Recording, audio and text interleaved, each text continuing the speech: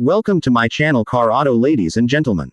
The Hyundai Pony, first introduced in 1975, holds a significant place in automotive history as South Korea's first domestically produced car. At a time when South Korea was emerging from economic hardship and rapidly industrializing, the Pony symbolized progress, technological development, and national pride. Its creation was more than just a business endeavor, it was a cultural and political milestone for a nation that was seeking to establish itself on the global stage. Before the Pony, South Korea's automotive industry was limited to assembling foreign-manufactured vehicles, mainly through license agreements.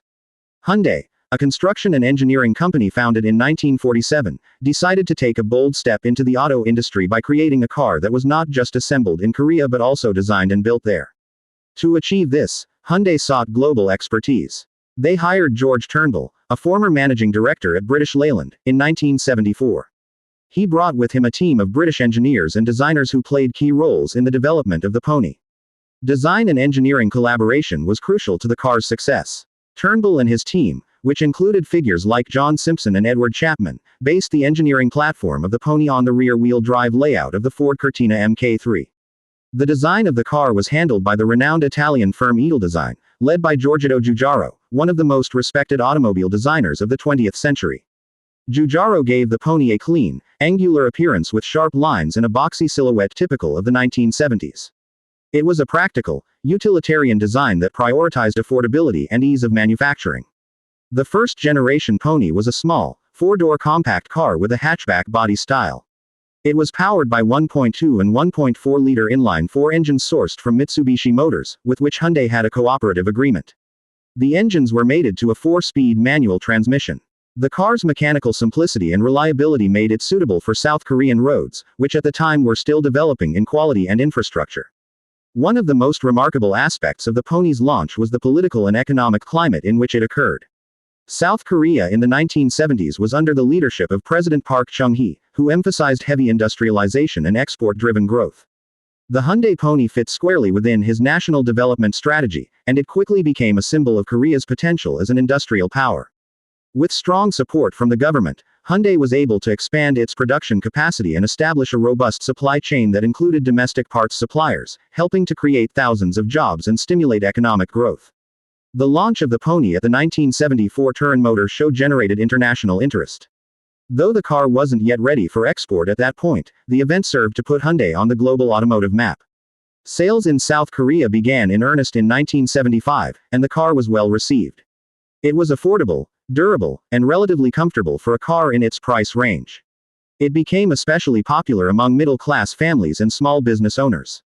In 1976, Hyundai began exporting the Pony to international markets, starting with countries in South America and the Middle East.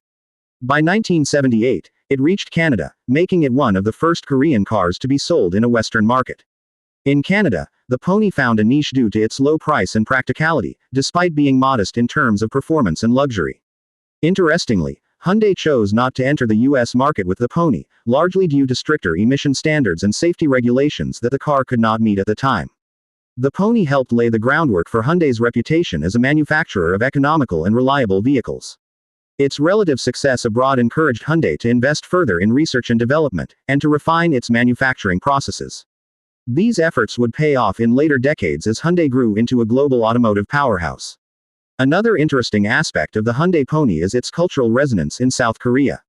The car became an icon of upward mobility. Owning a Pony was a mark of financial success and stability for many South Korean families in the late 1970s and early 1980s. It also marked the beginning of car culture in Korea. The sight of ponies on Korean streets, being used as taxis, personal vehicles, and even delivery vans, became commonplace and shaped the urban landscape of the time.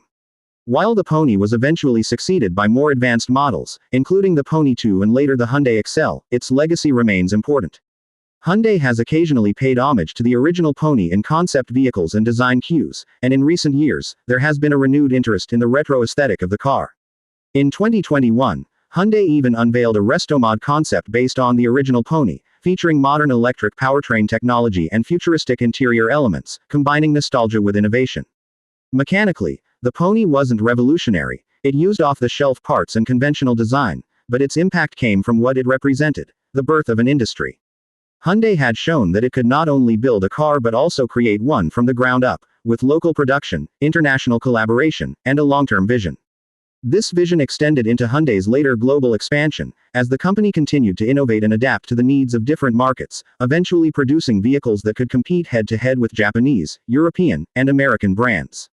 Today, the Hyundai Motor Company is one of the largest automobile manufacturers in the world, and its origins trace directly back to the humble pony. The car's significance lies not in its technical specifications or luxury features, but in its role as a foundational project that sparked decades of growth and transformation in the Korean auto industry. The Pony proved that with the right mix of ambition, expertise, and strategic partnerships, a country with no history in car manufacturing could develop a globally recognized automotive brand. As a result, the Hyundai Pony is remembered not just as a car, but as a piece of South Korean history, representing a time of rapid modernization, economic progress, and national aspiration. Enthusiasts and historians continue to celebrate it as a milestone, and its story is often cited in discussions about how nations can build global industries from the ground up. Whether seen on a dusty old road in a historical photo or reimagined in a sleek electric concept, the Hyundai Pony of 1975 remains a testament to the power of vision and perseverance in the face of challenge. Please subscribe to my channel Car Auto.